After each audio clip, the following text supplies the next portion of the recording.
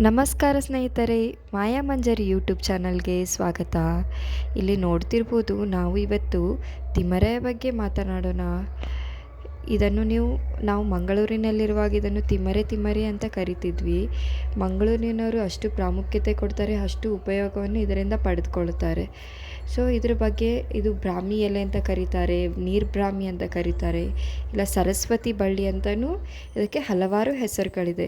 ಮಾರ್ಕೆಟ್ಗಳಲ್ಲಿ ಈಗೆಲ್ಲ ಇದನ್ನು ಒಂದು ಬ್ರಾಹ್ಮಿ ಪೌಡರ್, ಬ್ರಾಹ್ಮಿ ಸಿರಪ್ ಮತ್ತು ಬ್ರಾಹ್ಮಿ ಕ್ಯಾಪ್ಸೂಲ್ಗಳು, ಹೀಗೆ ಹಲವಾರು ವಿವಿಧ ರೀತಿಯಲ್ಲಿ ಇದನ್ನು ಮಾರ್ಕೆಟಿಗೆ ಜನರು ಬಿಡ್ತಿದ್ದಾರೆ. ಅಂದರೆ ಅಷ್ಟು ಉಪಯೋಗಗಳನ್ನು ಇದರಿಂದ ಮಾಡ್ತಿದ್ದಾರೆ. ಹೆಚ್ಚೆಚ್ಚು ಈಗಿನ ರಾಸಾಯನಿಕಯುಕ್ತ ಆಹಾರ ಸೇವನೆಯಿಂದಾಗಿ ಜನರ ಆರೋಗ್ಯ ಕೆಡುವುದರಿಂದ ಇದನ್ನು ಜನರು ಅತಿಯಾಗಿ ಹೆಚ್ಚಾಗಿ ಉಪಯೋಗ ಮಾಡೋದನ್ನು ಈಗೀಗ ಶುರು ಮಾಡಿದ್ದಾರೆ.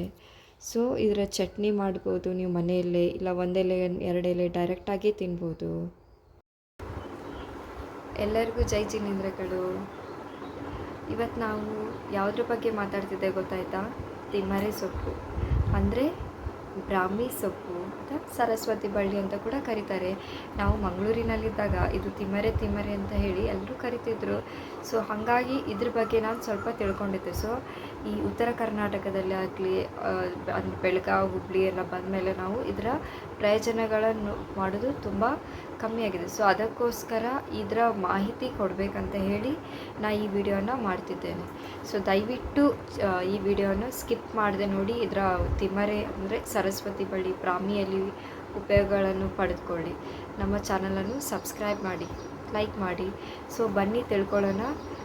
ಸೊಪ್ಪು ಮೆದುಳಿನ ಶಕ್ತಿ ಹೆಚ್ಚು ಮಾಡುತ್ತೆ, ನೆನಪಿನ ಶಕ್ತಿ ಹೆಚ್ಚು ಮಾಡುತ್ತೆ. ಹಾಗೆ ಗರ್ಭಿಣಿ ಸ್ತ್ರೀಯರು ಇದನ್ನು ದಿನನಿತ್ಯ 1 ಅಥವಾ 2 ಎಲೆ ಅಷ್ಟೇ ಸೇವಿಸಿದರೆ, ಅಥವಾ ಇದರ ವಾರದಲ್ಲಿ 1-2 ಚಟ್ನಿ ಮಾಡಿ ತಿನ್ನೋದ್ರಿಂದ ಹೊಟ್ಟೆಯಲ್ಲಿದ್ದಾಗಲೇ ಮಕ್ಕಳು ನೆನಪಿನ ಶಕ್ತಿ ಜಾಸ್ತಿ ಆಗುತ್ತೆ.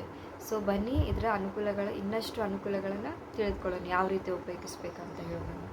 ಸೊ ಒಂದನೇದಾಗಿ ಮಕ್ಕಳಿಗೆ ಕೊಡುವಾಗ ನೀವು ಪ್ರತಿದಿನ ಬೆಳಗಿನ ಜಾವದಲ್ಲಿ ಎದ್ದ ತಕ್ಷಣ ಅವ್ರಿಗೆ 1-2 ಎಲೆಯನ್ನು ದಿನನಿತ್ಯ ಸೇವಿಸೋದನ್ನು ಅಭ್ಯಾಸ ಮಾಡಿರಿ.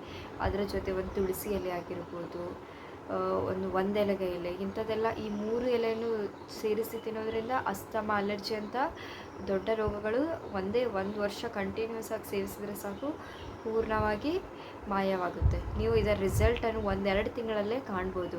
ಇನ್ನು ಮಕ್ಕಳಿಗೆ ನೆನಪಿನ ಶಕ್ತಿ ಮಾಡಲು, ಅವರ ಏಕಾಗ್ರತೆ ಹೆಚ್ಚು ಮಾಡಲು, ಅವರ ಆರೋಗ್ಯವನ್ನು ಸುಧಾರಿಸಲು ಕೂಡ ಈ ಎಲೆಗಳು ತುಂಬ ಅವಶ್ಯಕತೆವಾಗಿದೆ. ಸೊ ಇದು ನೀವು ಎಲ್ಲಿ ನಿಮಗೆ ಅಕ್ಕಪಕ್ಕದಲ್ಲಿ ನಿಮ್ಮ ಪರಿಸರದಲ್ಲಿ ಸಿಗಲಿಲ್ಲ ಅಂದರೂ ನೀವು ಆಯುರ್ವೇದಿಕ್ ಅಂಗಡಿಯಲ್ಲಿ ಹೋದರೂ ಇದು ತಿಮ್ಮರೆ ಅಂದರೆ ಬ್ರಾಹ್ಮಿ ಟಾನಿಕ್ ಅಂತ ಹೇಳಿ ಸಿಗುತ್ತೆ ನಿಮಗೆ ಅಂಗಡಿಗಳಲ್ಲಿ.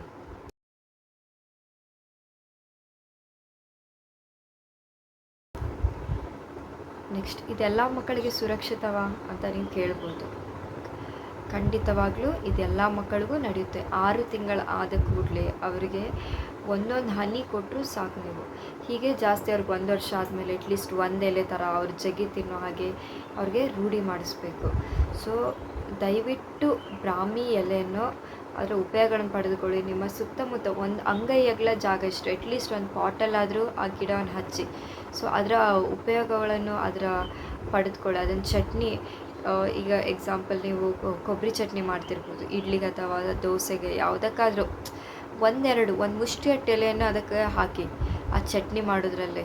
ಸೊ ಅದರ ಉಪಯೋಗ ಎಲ್ಲ ಮನೆ ಮಂದಿ ಎಲ್ಲ ಅದರ ಉಪಯೋಗಗಳನ್ನು ಪಡೆದುಕೊಳ್ಬೋದು. ಅದರ ಪ್ರಯೋಜನಗಳನ್ನು ನೋಡೋಣ ಬನ್ನಿ. ಇದು ನೆನಪಿನ ಶಕ್ತಿಯನ್ನು ಹೆಚ್ಚು ಮಾಡುತ್ತೆ. ಆಮೇಲೆ ಇದು ಮೆದುಳಿನ ಶಕ್ತಿಯನ್ನು ಹೆಚ್ಚು ಮಾಡುತ್ತೆ. ಕಾನ್ಸಂಟ್ರೇಷನ್ ಜಾಸ್ತಿ ಆಗುತ್ತೆ ಮಕ್ಕಳಲ್ಲಿ. ಹಾಗೆ ನಮ್ಮ ಸ್ಟ್ರೆಸ್ ಅನ್ನೋದನ್ನು ಕಮ್ಮಿ ಮಾಡುತ್ತೆ. ಚೆನ್ನಾಗಿ ನಿದ್ರೆ ಬರೋದು ಹೆಲ್ಪ್ ಮಾಡುತ್ತೆ.